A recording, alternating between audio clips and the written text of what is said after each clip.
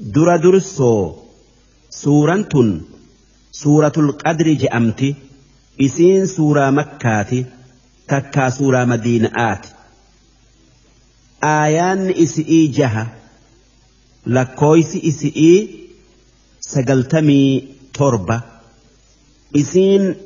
eega suuraa abasaatii buute bismillaahi irrahmaani irrahiim jalqabni dubbi'ii maqaa rabbii rahmata qabuuti إنا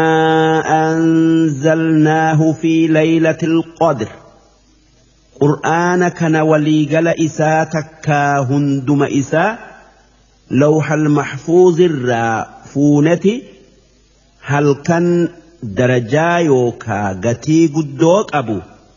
كيس سمي لفت قد آن تتي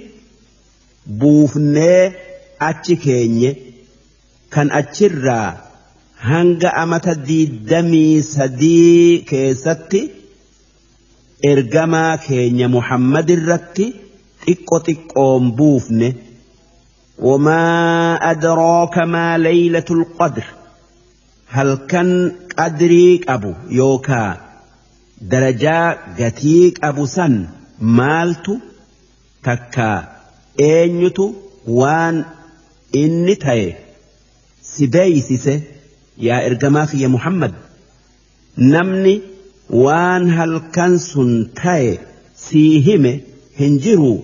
nuutu sii himaa hunoo dhagay laylatul qadri khayrun min 1000 shahr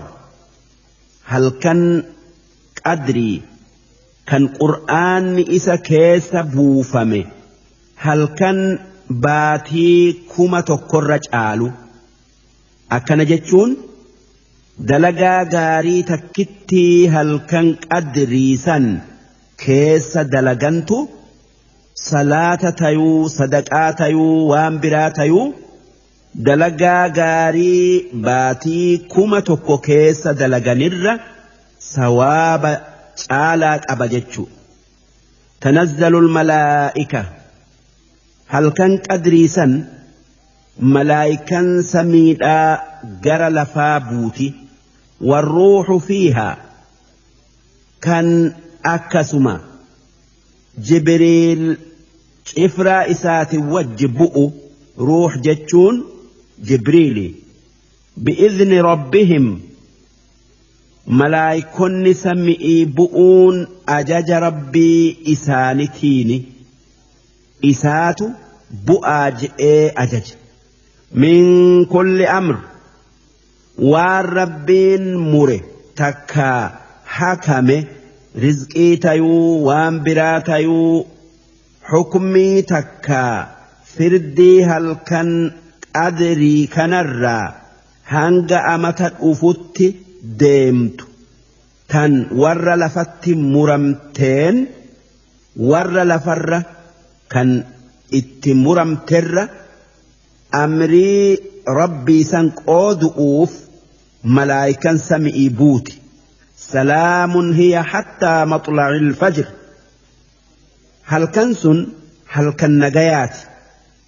كان خيري ملي شرين إسا كيسهن جر تكا إسا كيستهن أرقمن هل كان سلام تآتي كم ملائكا سمئي بوت هندي نما مؤمن الرت سلامت ملئ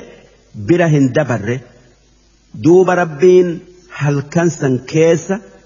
وان أمت أسديم كيس دلق مهند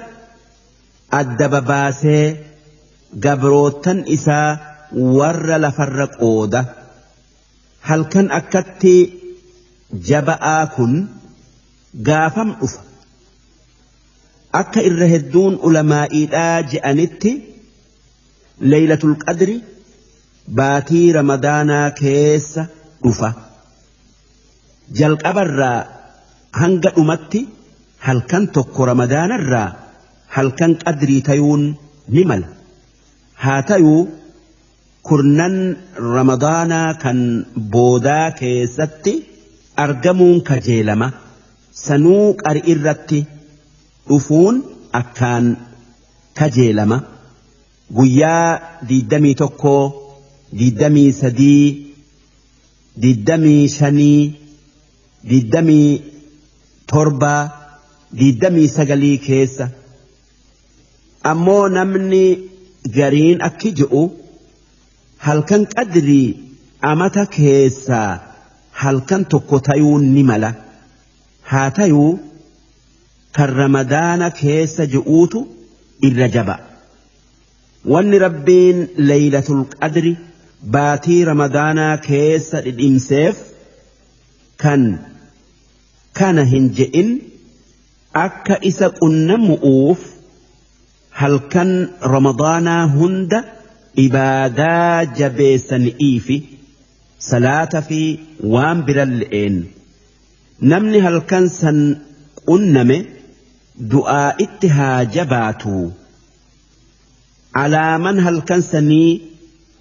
oow'uu fi qabbanaayuu dhabu